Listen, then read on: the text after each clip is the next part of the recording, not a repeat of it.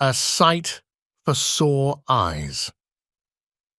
The expression "a sight for sore eyes" is an idiom used to convey delight or relief upon seeing someone or something that is very welcome or comforting. The phrase is thought to have originated in the 18th century. The origin of the saying is not definitively known, but one theory suggests that it may have originated from the literal sense of the phrase. In this interpretation, the idea is that if someone had sore or tired eyes, seeing a pleasant or comforting sight would be a relief. The phrase, over time, evolved into a figurative expression used to describe the joy or relief experienced upon encountering something or someone positively significant. While the exact origin is uncertain, the idiom has become a common and widely used expression in the English language to convey a positive and comforting sentiment when encountering someone or something that brings joy or relief. Bite the bullet. The expression "bite the bullet" has its origins in military and medical history. The phrase is commonly used to encourage someone to endure a painful or difficult situation with courage and resilience. During the 19th century, surgeons faced the challenge of performing surgeries on the battlefield without the benefit of modern anesthesia. To help patients endure the intense pain, they were often given a lead bullet or a leather strap to bite on during the procedure. The act of biting the bullet or strap helped to distract the patient from the pain and provided a physical outlet for their discomfort. Over time, the expression "bite the bullet" came to symbolize facing adversity or enduring hardship with bravery and stoicism. It transitioned from its literal meaning in the context of medical procedures to a more metaphorical sense, used to encourage someone to face a difficult situation with resilience. Today, the phrase is commonly used in everyday language to convey the idea of facing a tough situation or enduring pain with courage and fortitude. Crocodile tears. The phrase "crocodile tears" is used to describe insincere or fake displays of emotion, especially when someone appears to be crying or expressing remorse, but is actually being deceptive. The origin of this expression can be traced back to ancient legends and beliefs. One popular belief, dating back to the ancient Greeks, is that crocodiles would weep while eating their prey. The idea was that the tears were a form of false emotion, a deceptive display, since the crocodile was not actually mourning but rather appeared to be shedding tears while devouring its victim. The term gained further traction during the Middle Ages in Europe, where it was believed that crocodiles were masters of deception.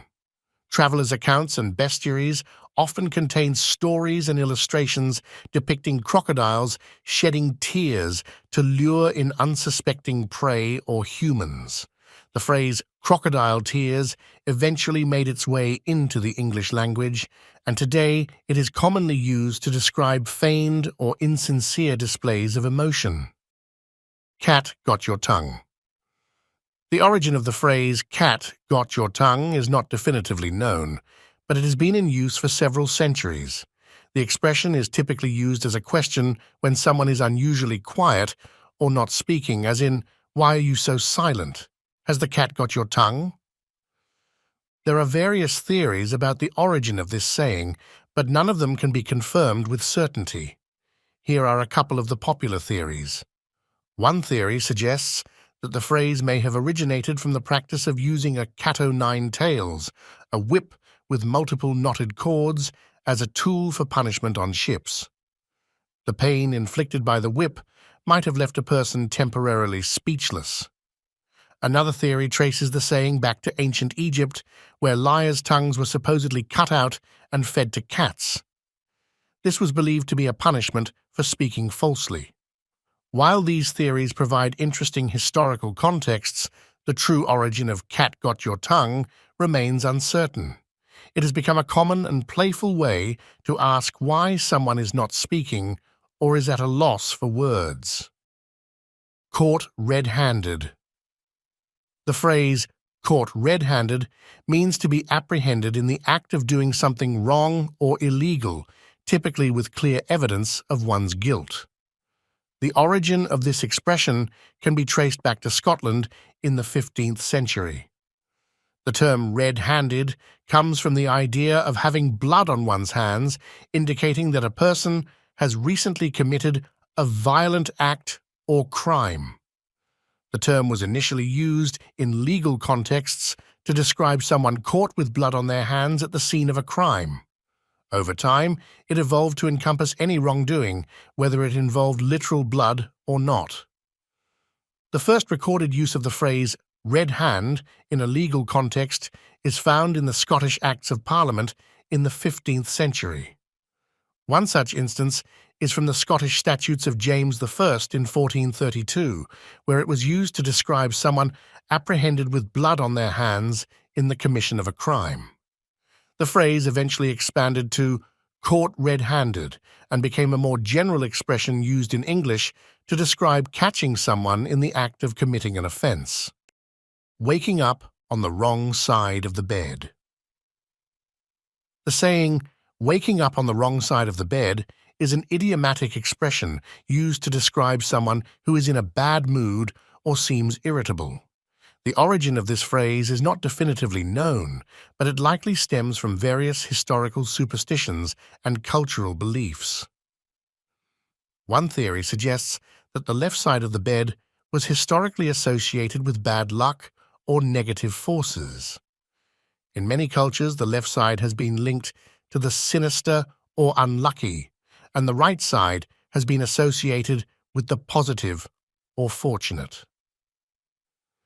As a result, waking up on the left side of the bed was considered an inauspicious start to the day.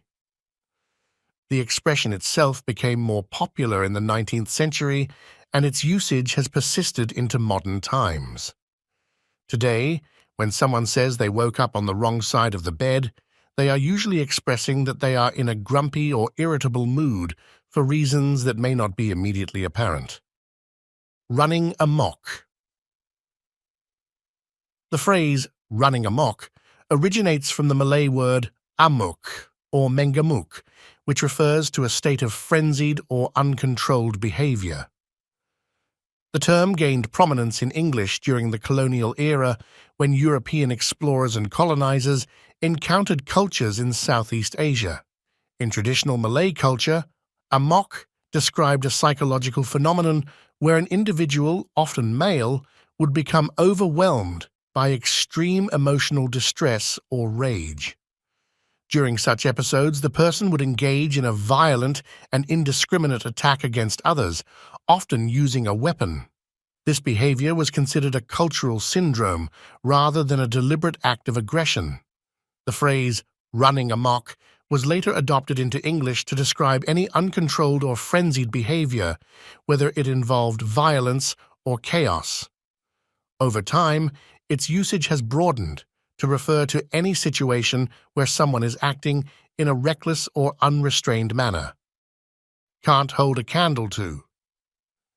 The expression can't hold a candle to is an idiom used to convey that someone or something is not as good as another, especially in terms of skill, ability, or excellence. The origin of this phrase dates back to a time before electric lighting, when tasks requiring close attention or precision, such as reading or detailed work, often required more than one person. An assistant or apprentice would hold a candle to provide additional light for the person performing the task. The phrase, can't hold a candle to, then emerged as a way to describe someone who was not skilled or competent enough to be the primary doer of a particular job or task. Over time, the expression evolved into a more general metaphorical use, indicating that one person or thing is not comparable in quality or ability to another. Today, when someone says that another person or thing can't hold a candle to someone or something else, it means they are not nearly as good or capable. Break the ice. The phrase break the ice is used to describe the initiation of a conversation or the easing of social tension in a group of people who may be unfamiliar with each other. The origin of this expression can be traced back to the practice of breaking ice to facilitate navigation. In the context of sailing, ships would sometimes get stuck in ice-covered waters, hindering their progress. To overcome this obstacle, crew members would need to break the ice using special tools or by using the ship's strength to push through. The breaking of ice allowed the ship to proceed and move forward.